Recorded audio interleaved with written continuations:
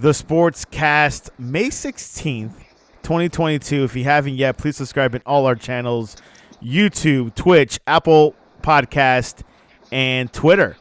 And if you're listening on Apple Podcasts, please leave a rating and a review. It will help us out tremendously. And you can also listen to us on your smart speaker. Visit us on thesportscast.net or on Twitter, The Sportscast1, or check out our app, The Sportscast, in the iOS App Store. This past weekend, game sevens all across the board in the NBA and also NHL, which we don't really cover, but we'll cover a little bit today. I'll give you some grace to the hockey. But the Mavericks last night pummeled the Suns, something that some people might have saw it coming, but they did it in Phoenix. And a man that hosts a basketball show, Hoops Talk, couldn't do it last night, but a man that's in Rochester, New York, sorry. Ryan Christa, welcome back to the Sportscast. Santiago, it's good to be here. Yeah, I was talking a little, recapping last night, hope to get a show in here soon with my man Erwin Dudley here. But yeah, last night was, it was not what people expected. As a Mavericks fan, Santiago, I didn't see this coming, but I wasn't complaining either to see, the Mavericks hit on all cylinders on both sides of the ball. Offense was efficient. Got their, points and leadership from Luka, but also got, a lot of support from Brunson and Dinwiddie. But what they did defensively, Santiago, they held the Suns team that went to the finals last year to 27 points in the whole first half. A lot of the Suns' performance, but a lot, the game plan that the Mavericks had is basically making everybody else take shots, and for some reason, Hall of Famer Chris Paul wasn't up to it, Ayton wasn't up to it, and the role players didn't show up. So Jason Kidd and his staff put together a great game plan.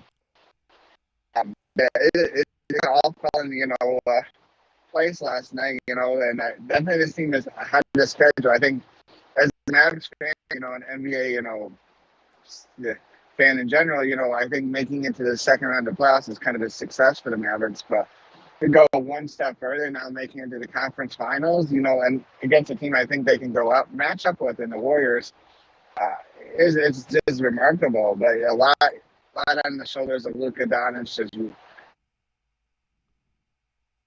rocking everybody on the court better. It was a remarkable night for the Mavericks, for sure. Luka Doncic had 35 points last night. I believe there was one point of the game where he had more points than the Suns did. As Ryan mentioned, Spencer Dinwiddie added 30 points, and the Mavericks just blitzed it. It ended up 123-90. Don't be deceived by that score. It was a lot more at halftime and throughout the game. And Jason Kidd, remarkable. What I've heard, he was his game plan was to shut down Chris Paul, and that was the demise of the Suns. Your thoughts on that? Yeah, I think they're going to just try to target, offensively, when Mavs have the ball, they want to attack Chris Paul because he's undersized, he's older, he can't handle the wear and tear. And if you tire him out on defense, he's not going to have that same effect on offense. And then, on defense, the Mavs, like I said, we're really just putting a lot of pressure on Devin Booker, hoping, which worked because Chris Paul was tired and Ayton is a little inconsistent at times. So that, just an awesome game plan. It is a team that the last two games they played in Phoenix, they lost by 20 points and 30 points. So to have the script completely flipped, around in Phoenix, it's crazy. They got NBA basketball for you. But Ryan, neither, within this series, there was no close games. Each game wasn't decided by a shot. It was 20. I believe the gap was 20 points for each game. Why was that? Just, each team, but the first 6 games is this home court. I feel like home court matters a lot in the NBA. You play off the energy of your crowd. Role players play better on the road. They're more comfortable. But it kind of flipped, last night, where they just look like the Suns They just seem scared, not ready for the moment. And it's, and it kind of got off the trails early in the game, but you kind of expected the Suns to kind of rally, make it a game of some sort, but they just were never able to. But that's kind of how the whole series was. One team would make an adjustment, and the other team just couldn't keep up, and it ended up being lopsided games. But I think that happened. In the world of NBA, when a lot of 3-point shots, if you're on, you're on. If you're off, you're off. And I think a lot happens. Mavericks, depend a lot on others making 3-point shots. When they're good, Luka gets to the paint and draws it, and they're able to kick out to Reggie Bullock, Dorian Finney-Smith, Maxi Kleber, Dinwiddie, Brunson, all those players. They depend on the 3-point shot, and for first couple games of Phoenix this series, those shots were not going in other than Luka. If you remember, the series started off with Luka putting up incredible stats in Phoenix and no one else contributing much at all. Yes, Luka scored, 35 last night, 27 in the first half. But Jalen Brunson had 24, Spencer Dinwiddie 33. So when he gets, his two other Robins in the act, they're a really tough team to beat because they're going to lock you down defensively. The Mavericks, that's one thing you always know about this Jason Kidd coach team. If I had to name an MVP or the best player of this playoff so far, it would be Luka. Would you agree? Oh, absolutely. I'm not trying to be biased because, like I said, I'm a Mavs fan, and Luka is my favorite player for a long time. But right now, absolutely. I think him and Jason Tatum, you got to be up there. Yeah, Luka, of course, scored 35 points last night, being compared to a lot of greats out there, getting helped by his team. Let's go back into the Suns. I want to, reflect back what's happening. They went to the championship game last year. The loss against the Bucks. Took a step back. Of course, Booker had some hamstring issues. What would you make up for this Suns team and their future? Of course, Chris Paul is 37. No mention of retirement yet, but what is your reflection over the Suns in an unbiased manner? I totally respect this team. They have played basketball the wrong time. This is a 60-win team, saying that you can't take away what they did for the whole course of the season. And what is, and what proves the resolve is that team that it wasn't because they weren't injury-free. You said Booker had injuries, Aiden had injuries, Chris Paul missed lengthy amount of time. So they showed their depth. They showed their, why Monty Williams was their coach of the year, because they just kept on. They never stumbled. They kept on firing. This team had never lost 3 games in a row this year. So it was a good, great team, really good team with veteran players, young players. Mikal Bridges, when he's on, he's one of the best two-way players. And he's kind of like a blooming Kawhi Leonard, I'd say. A player who can stop you on offense, and get you, starting to become, an offensive player. He's got to take it to the next level, I think, to get to that star rating. But he reminds me of a Kawhi Leonard, a Jimmy Butler, those great two-way players. But, with their future holds, they got good depth behind Chris Paul in the point guard position. And, they may have to make some changes in the role players. I don't see they have to make a lot. I mean, this team, you won 60 games regular season. You went to the finals last year. You're right on the door. I don't know. You got a superstar in Devin Booker who just didn't show up. But there are, some players just come to the play. Yeah.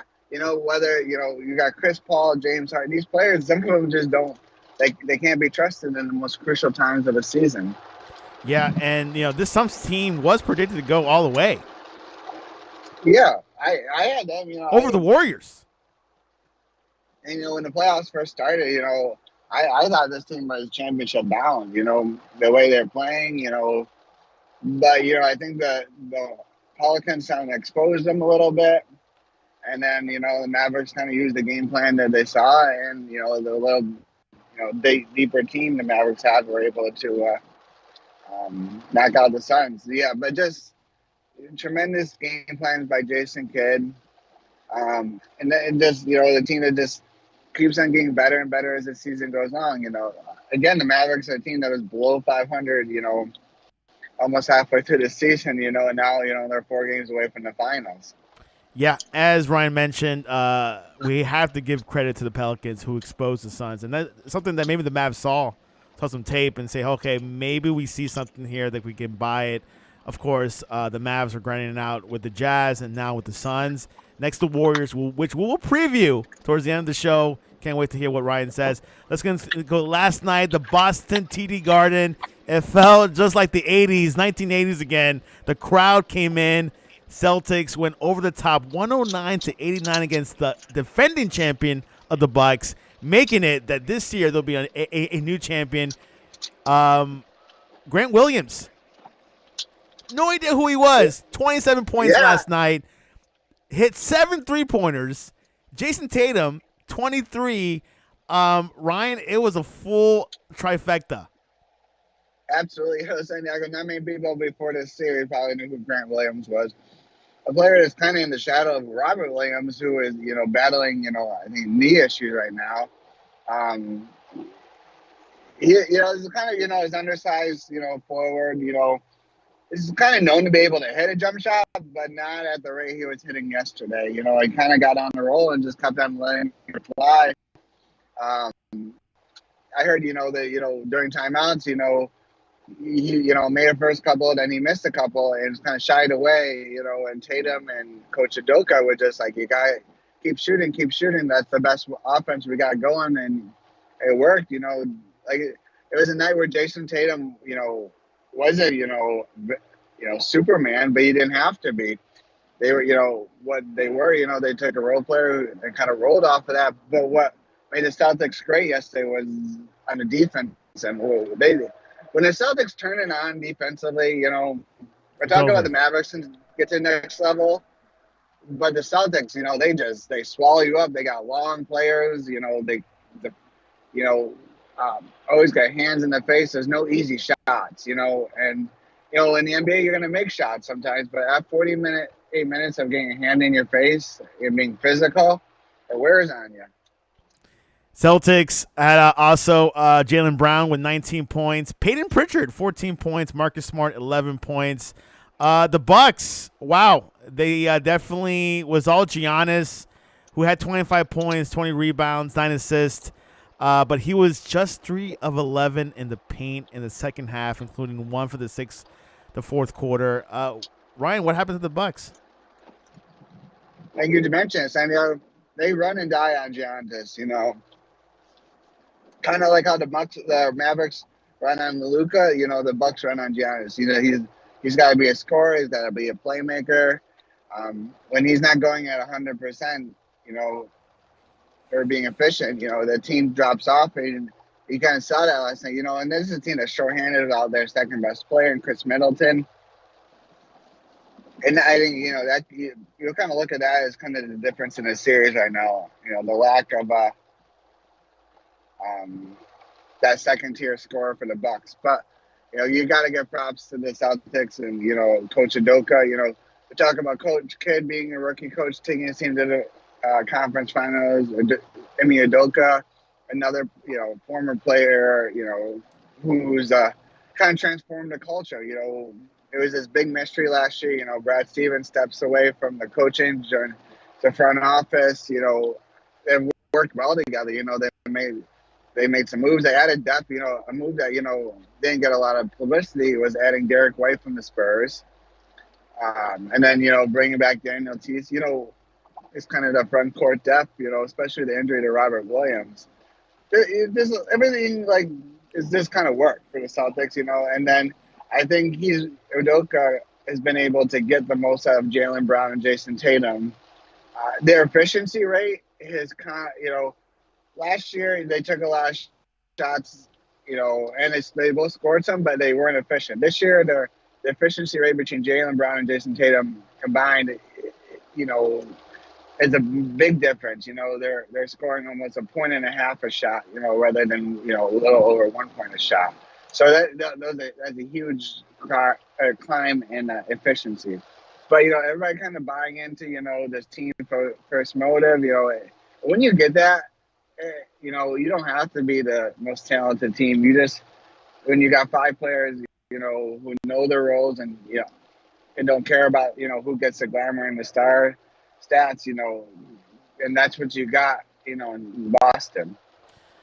The same frame of question I asked you about the Suns. Let's look at the Bucks, who also were a finalist last year, won the championship actually. Chris Middleton was not playing at all in this series. Would you confirm he made the difference not being there, and that helped the Celtics? Oh yeah, I mean, this is a guy who can light it up. Get you baskets. By himself, make contest and jump shots. Like I said, there's not many players on the Bucks who can hit those contested shots over and over again, and that's what you have to do against the Celtics. So yeah, that's a big miss there by not having him. The future is you keep building around Gianna. So I mean, not winning this year, is a disappointment, but it's not the ultimate failure. You still have a young superstar, and you've got pieces in Middleton and Drew Holiday. You just continue to refine, those role players around. Aaron Bernstein says the Wizards will win it next year. LOL. I doubt that. Okay. All right, so let's go back to the conference finals. It's going to be Celtics at Heat and Mavericks at Warriors. Let's go Mavericks at Warriors. Huge matchup. Warriors probably wanted the Mavericks because now the Warriors have home court advantage. Warriors coming off a 6-game win. 4-2 series win over the Memphis Grizzlies, which they gave them a fight in that last game 5 a bit, and that was kind of a shocker, kind of eye roll, and I bet Jason Kidd's probably looking at that tape. What are your thoughts over this series? What could happen? Is the Warriors unstoppable? Can the Mavericks neutralize them? Can they? Yes. Will it be tough? Absolutely. I think we had a private conversation, the other day, and I told you I don't, when they were Mavs or Suns, I don't think, both, whoever wins that game, if they play their best and the Warriors play their best, the Warriors are going to win every time, Santiago. The depth of their scoring and their experience, Steph Curry, Klay Thompson, Draymond Green, you got a great core. Now Jordan Poole? Jordan Poole, Andrew Wiggins. This team is tough, Santiago. To get 4 wins out of them, it's not going to be easy. The Grizzlies showed, especially as you said in Game 5, that they're not invincible. That's for sure. Almost a 50-point win. But they came back in Game 6, and I feel like the Grizzlies played a really good game against the Warriors, but they just without jump shots John Morant didn't fall.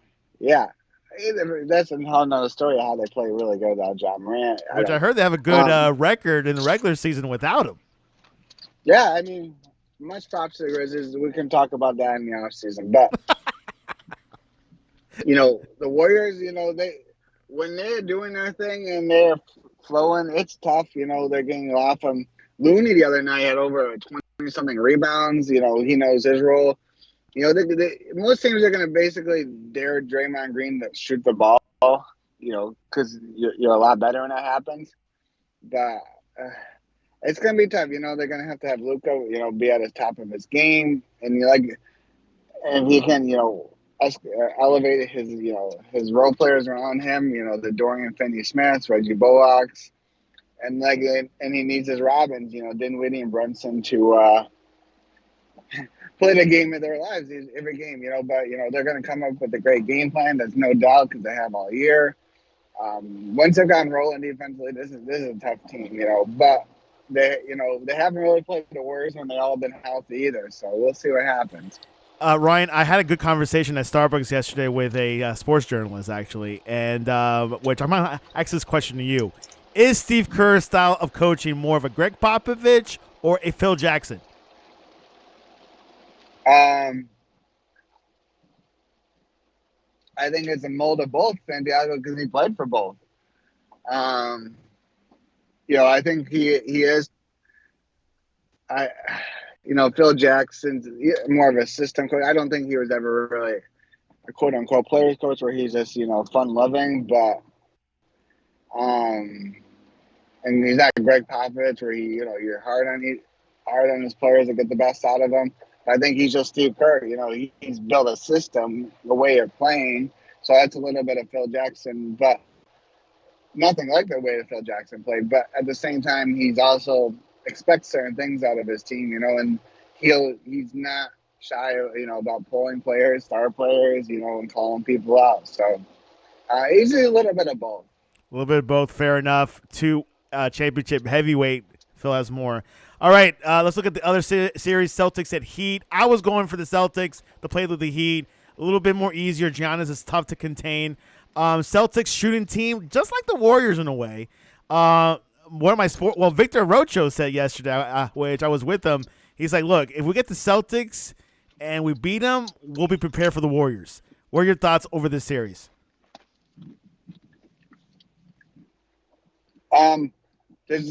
That's just going to come hard to come by, Santiago. That's for sure. That's all I know. I'll tell you right now. Two teams that just really lay it on the line on the defensive side. They make it tough on the opponents, but both teams need their best players. They need their Jason Tatum, the Jimmy Butlers. The Heat have the history of kind of having their shots not fall for little periods of time. They rely probably a little more on the defense than the Celtics. The Celtics do have, I think, a little more explosive scoring. But I think, when the Heat lock you in, like with the Celtics, baskets are not easy to come by.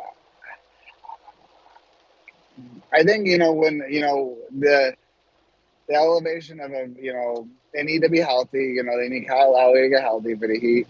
But, Victor Oladipo giving him more depth, along with, on the wing with Jimmy Butler. And he needs Tyler Hero just to make shots. That happens. I think, the Heat should win this series. But nothing will surprise me. Eric Spoelstra, is a little more veteran coach in Ime Udoka. I just give him praise, but, maybe that experience will be the difference. So we'll see what happens. It is going to be very interesting, and I think we're going to have a very entertaining. I think this series will remind you a lot more of the 90s basketball, Santiago. I think you're going to see a lot of the Heat, Knicks, old school, and the Rock'em Sock'em type of series, and, the basketball we sometimes see on the NBA right now. And we'll get to the predictions towards the end of the show and see what Ryan says. How many games will these conference finals will go to? Let's go into hockey. My Panthers defeat the Lightning. It was an interesting series. At one point, we thought the Capitals might go all the way, but the Panthers acted like a number one mid-series on. Yeah, I fell behind. I think it was the other night they were down, 3-0 to the Capitals in the game 5, and just able to come back, win that game. Just the Panthers are a very good team. They're explosive on offense. So we'll see what they have. Going against their foes from the north and Tampa Bay. So it'll be a high entertaining. Tampa Bay is another team that can put the puck in the net frequently. So we'll see what happens in that series. Aaron says my Capitals always have a way to blow it. Yeah, they're not. They got their cup, so Ovechkin's got his cup, but yeah, they have a history of not living up to expectations. I think the whole year, I think the Capitals never really got things going the way they wanted to. So, but the Panthers are definitely a more consistent team from start to finish. So they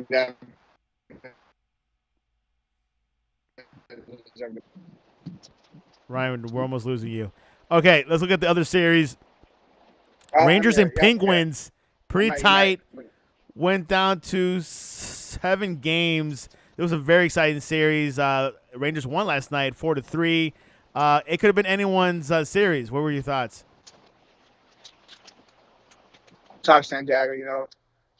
It was Game 7 in my house last night. I 2 Game 7s. How'd you handle it? We talked about the good news with the Mavericks, but It was tough. Same time, that doesn't include me going to my local hometown playoff hockey game last night, which went into overtime too, which we luckily won. But Luckily. yeah, the Penguins up 3-1. And then in the series, up 2-0 in Game 5 in New York. Things are looking good. Sidney Crosby gets taken out in that game, and the momentum shifted. New York able to win that game. Squeezed out a Game 6 in Pittsburgh without Sidney Crosby. Crosby comes back. Back and forth hockey in San Diego. Kind of what makes playoff hockey maybe the greatest playoff sport around. Penguins up 3-2, pretty much the whole third period. Rangers get a late goal. And then, they force, force a breakaway. The Penguins take out their player. And the breakaway, which is about the only way you're going to get a penalty in overtime in hockey, and the Rangers are able to capitalize on how move on to the next. Wow. Interesting. There you have it. The Stanley Cup playoffs are definitely one to look for. I was watching the Panthers game on Friday night. It was definitely, I thought the Capitals was going to take it to 7 games. I was going to go to Game 7. Didn't happen, but we'll see how it goes in the next round. All right, final predictions. Not final predictions. Predictions for the series. Now, you will predict Game 1, who will win, and who will win the series. Celtics versus Heat. I mean, I'm going to go with the Heat winning Game 1, and I think the Heat will probably win the series. I think it'll be a 6 or 7 game series, but like I said, I think the Heat at their best are better than the Celtics at their best. Mavericks at Warriors. I think we all know who will win Game 1, but who will win the series? I think the Warriors will win Game 1, but I'm going to go with my Mavericks to get to the finals here. I think Luka's got one more trick up his sleeve. In 7? In 7, it's gotta be, I think. There's no other way. Go to 7th games, and then they blow out the Warriors somehow. This is a team of destiny, Santiago. I just feel it. All right. Stanley Cup second round, semi-finals, Lightning and Panthers. Who takes Game 1? Lightning coming off an emotional win in Toronto. How about, like we said, Panthers, I think the best team in the NHL. I'm going to go with the Panthers to win. Panthers win Game 1. St. Louis Blues at Avalanche, Colorado. If the Panthers aren't the best team in the NHL, the Avalanche are. So I'm going to pick the Avalanche to win the game and the series. Can we see a Panthers Avalanche vintage Stanley Cup Finals from 1997? We could. I don't know if the TV executives will love that, but yeah, we could see it. You wouldn't mind yourself. I'll watch it, but I don't know if the normal hockey fans will watch it. Well, there you have it. I think the Celtics will be a tough series for the Heat. Might be 6 to 7 games. I think the Celtics have more momentum. Heat might have some health issues a little bit. Mavericks and Warriors. I say the Warriors. Sorry, Ryan. It's just the Warriors are way too superior. They could be even good without Steph Curry at a certain degree. But definitely Doncic has to grind it out. Started out this playoffs injured. Did not play Game 1 against the Utah Jazz, but now is going stronger. So things are looking good for your team, my team. Who else is not performing this well this this postseason? Yeah, everybody's kind of got their own, their star. They got them to this point. The Mavs with Luka. That's the thing, like you said with the Warriors, is that there's too many stars. There might be too many for the Mavericks. Continue, Jason Tatum with the Celtics. Maybe Williams will continue. Grant Williams will continue to be the new superstar for the Celtics, but we'll see about that. And Jimmy Butler has got to be the man down in South Beach. Has to be the man, South Beach. Any concerns on Jerry Jeudy getting in trouble? Broncos wide receiver. It's just weird, but we'll see. Hopefully not. I just bought those Judy jerseys last year for my family, so hopefully. And Saints signed Jarvis Landry. More wide receivers with Michael Thomas. Yeah. Yeah, I mean, that was a good signing for him. They're bringing home some LSU boys. They just signed Tyrone Matthew last week, so now they're bringing Jarvis Landry. So, trying to give Jameis some weapons out there to throw the ball to. So, but, this is, I don't know if you saw that weird report yesterday, tweet by Drew Brees kind of opening the door to, he doesn't know what's next for him, The Saints are trying to get him back. I think he's not. I think he wants to call games at NBC, but they want him to be in the studio. So he's kind of. I think he's probably. It's probably more talking about him wanting to be a game commentator than in the studio. But we'll see what happens. Oh, there you go. Upset with that. Tom Brady, $375 million to work with. I believe Amazon, isn't it? No, Fox Sports. That's right. Murdoch. So Santiago, I don't know about you. I watch football for football, and whoever is the commentator, I don't turn on games because Tony Romo's calling a game. I just know it's a big game because Tony Romo's calling. I just don't see why they're paying these guys so much money. But if that's what they're valued at, that's what they're valued at. They're gambling. He'll be way better than Tony Romo. We'll see. And how would you grade the Broncos draft this year? Well, with the first pick, we took Russell Wilson, so that was a success. So, it's hard. They didn't have a first round pick, so but they tried to fill in the needs they could. Nick Bonito is a guy. I think he had some character issues at Oklahoma, so he's probably a first round talent. So hopefully, we can keep him in the straight and narrow. So, Greg Dietrich, a versatile tight end to kind of replace Noah Locke, who they sent over to Seattle, and Russell Wilson trade. So it was good. So we'll see what happens. Obviously it's tough to tell without any games being played. Aaron, who will win the Ryan? Who will win the NFC East next year? NFC East. I gotta go the Eagles. Ooh, why you say that? Because of AJ Brown? Yeah, I think the Cowboys are always kind of in a constant flux. The Giants are still rebuilding, and the Commanders are the Commanders. So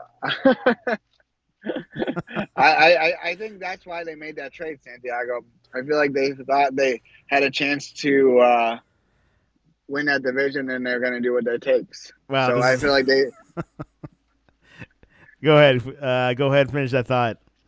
So I feel like they, with blood in the water, instead of taking a rookie wide receiver, go take an experienced one, to team up with Devontae Smith, who they're already really good friends. So we'll see what happens. And lastly, who won the NFL draft 22? Which team came out successfully? To me, if I had a grade without anything happening, I think the Jets did. Yeah, Jets. And then second, Giants, right? Yeah, I think they both had home runs. Kayvon Thibodeau, Jermaine Johnson, Sauce Gardner to the Jets. Can't beat that. No, they filled up all their needs. Both teams, they didn't go and try to get big name players. They got players they needed, and they got them at the spots that they most accurately being able to draft it at. So. New GMs, Jared Alexander, cornerback for the Packers, agreed to terms on $84 million 4-year extension. Massive. Big. Yes, good. Packers, they draft well and then they keep them, so that's what they do. There you go. Go, Pack, go. Ryan, what is the best way to reach you online to talk to you about the Tampa Bay Lightning versus the Florida Panthers? Well, I don't know. You'll get much information from me about that, but if you want to see my living room decorated in Mavs blue, you can find me at Mad Dog Air Report 18. And Malik Willis going to round 3. You thought he was going to round 1. I did, but I love the situation. I love it for him. Tennessee Titans. You think he can beat Tannehill for the starting position? I think if he shows enough promise, I don't think he will this year, but I think he's got to show enough promise, in practice and all that, for them to keep him around, and keep that door open for next year. By the way, a little side note, I was talking to someone yesterday, and he's, the sports journalist. He thinks Mario Cristobal is a great signing for Miami Hurricanes. Well, he's turning corners. That's what he does. He's a great ambassador for your football team. We'll see if he can coach stuff. They coach big games, but all he needs to worry about is Clemson. That's it. We'll see. I don't know. Some other teams in the ACC might have other opinions on that. I know. NC State. Duke is coming up. I know. Very good. Okay. You can read about everybody but Duke. But. There you have it. You can reach it at thesportscast.net or the Sportscast 1. Tomorrow we got Sports Talk 101. Aaron is going to go at it with Washington. They think he thinks he can win the NFC East with Carson Wentz. And, of course, we got Wednesday World Cup. We're previewing every team. We're going to preview Senegal and Holland again. Holland, we didn't get too deep into it, even though I think we probably covered most of our bases there. And then on Friday, we got a special guest, and I'll let you know what's going to happen there. Anyways, Ryan, anything else before we head off on this beautiful, gorgeous Monday in Florida? And I bet New York, because I know spring is coming up. We're there already. Well, we had a gorgeous weekend. Right now, the temperature is plunging. It started at 70. Now it's 59 and downpouring. So probably not as lovely as it is in South Beach, but. Everyone's moving to Florida. I'm not sure if you have any neighbors that moved to Florida yet.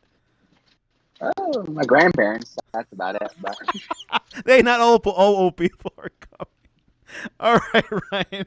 This was your update.